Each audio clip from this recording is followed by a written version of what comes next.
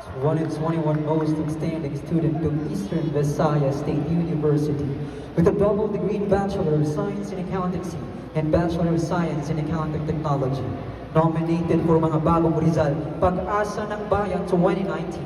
Currently a licensed financial planning professional and associate unit manager at one of the most reputable life insurance companies in the Philippines. This is your partner for better futures, Leandro Gomez Jr., representing Barangay 85, San Jose!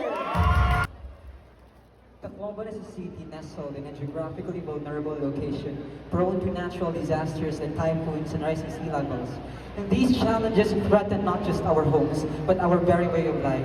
That is why I am here to shine a spotlight on my advocacy, empowering Tacloban about commitment to SDG number 11 for sustainable cities and communities. That is my core, that is my purpose, and that is why I deserve to become the next Leader of Tacloban. Thank you.